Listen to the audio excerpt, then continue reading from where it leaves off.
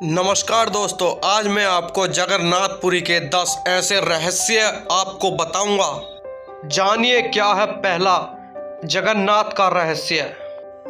अगले पन्ने पर पहला चमत्कार, हवा के विपरीत लहराता है ध्वज।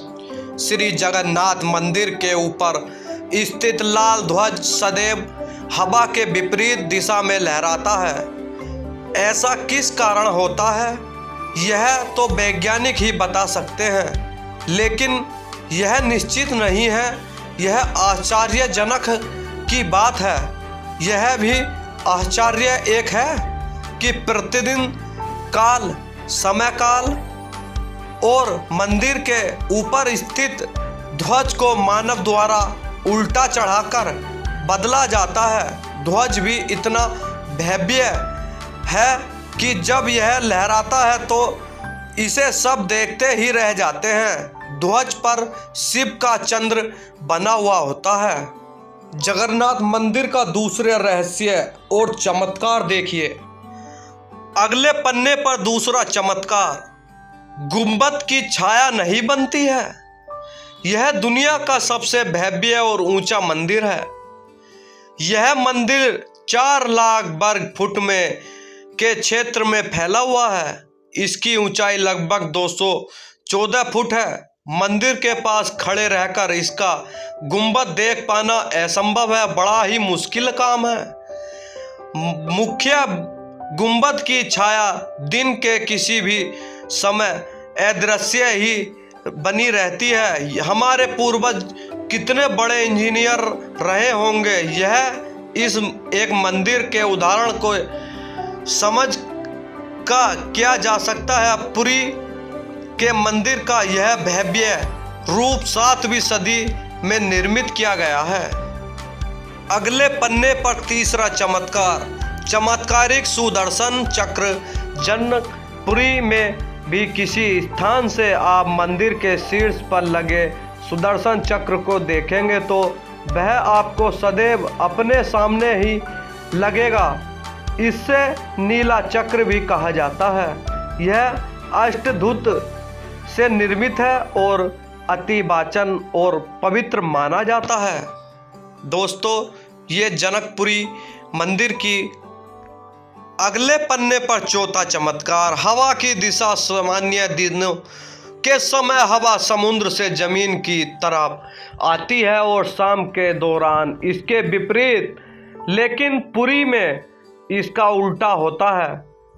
अधिकतर समुद्री तटों पर आमतौर पर हवा समुद्र से जमीन की ओर आती है, लेकिन यह हवा जमीन से समुद्र की ओर जाती है।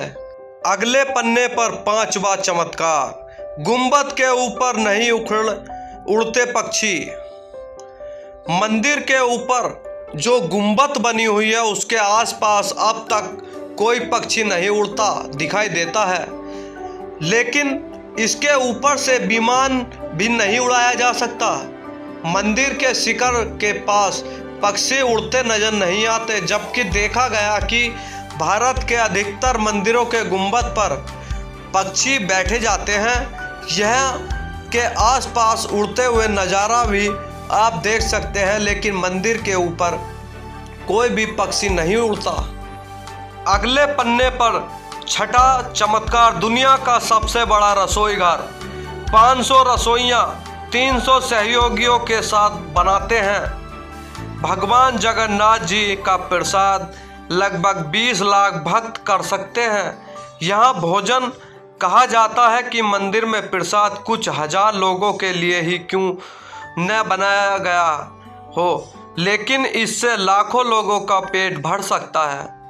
मंदिर के अंदर पकने के लिए भोजन की मात्रा पूरे वर्ष के लिए रहती है। प्रसाद की एक भी मात्रा कभी व्यर्थ नहीं जाती। मंदिर की रसोई में प्रसाद पकने के लिए 7 बर्तन एक दूसरे पर रखे जाते हैं और सब कुछ लकड़ी पर ही पकाया जाता है। इस प्रक्रिया में शीर्ष बर्तन के सामग्री पहले पकती है, फिर क्रमशः नीचे की तरफ एक एक बाद एक पकती है, अर्थात सबसे ऊपर रखे बर्तन का खाना पहले पक जाता है, न कि यह एक चमत्कार है। 7वां अगले पन्ने पर चमत्कार। समुद्र की ध्वनि। मंदिर के सिंह द्वार में पहला कदम प्रवेश करते ही मंदिर के अंदर से आप अगर सागर द्वारा निर्मित किसी भी ध्वनि को नहीं सुन सकते। आप मंदिर के बाहर से एक ही कदम पार कर सकते हैं, लेकिन तब तक आप इसे सुन सकते हैं। इससे शाम को स्पष्ट रूप से अनुभव किया जा सकता है कि इसी तरह मंदिर के बाहर स्वर्ग द्वार है, जहां पर मोक्ष प्राप्ति के लिए सब लगाए गए हैं और जलाए गए हैं। लेकिन जब आप मंदिर से बाहर निकलेंगे तभी आपको लाशों के जलने की सुगंध महसूस होती है। अगले पन्ने पर 8वां चमत्कार। रूप बदलती मूर्ति। यहाँ श्री कृष्ण भगवान को जगन्नाथ कहा जाता है। जगन्नाथ के साथ उनके भाई बलभद्र यानी कि बलराम और बहन सुभद्रा विराजमान हैं। तीनों की ये मूर्ति कांट की बनी होती हैं। यहाँ पर प्रत्येक 12 साल में एक बार होता है। प्रतिमा का नवकलेवर मूर्ति नई जरूरी बनाई जाती है, लेकिन आकार और रूप वही रहता है। कहा जाता है कि उन मूर्ति की पूजा नहीं होती, केवल दर्शनार्थक रखी गई हैं। अगले पन्ने पर 9वां चमत्कार। विश्व की सबसे बड़ी रथ यात्रा। आषाढ़ माह में भगवान रथ पर सवार होकर अपनी मौसी रानी गुड़चिया के घर जाते हैं। यह रथ यात्रा 5 किलोमीटर में फैली हुई होती है। पुरुषोत्तम क्षेत्र में भी होती है, लेकिन गुड़चिया भगवान जगन्नाथ के परम भक्त राजा इंद्र की पत्नी थी, इसलिए रानी को भगवान जगन्नाथ की मौसी कहा जाता था। अपनी मौसी के घर भगवान 8 दिन रहते हैं। आषाढ़ शुक्र दशमी को वापसी की यात्रा होती है। भगवान जगन्नाथ का रथ नदी घोष है। देवी सुभद्रा का रथ दलन है और भाई बलभद्र का रक्स तल ध्वज है। पुरी के गणपति महाराज सोने की झाड़ू बुनते थे, जिसे बेछोर पैरोन कहते हैं।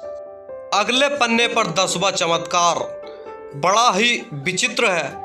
हनुमान जी कहते हैं कि जगन्नाथ की समुद्र से रक्षा माना जाता है कि 3 बार समुद्र ने जगन्नाथ जी के मंदिर को तोड़ दिया था।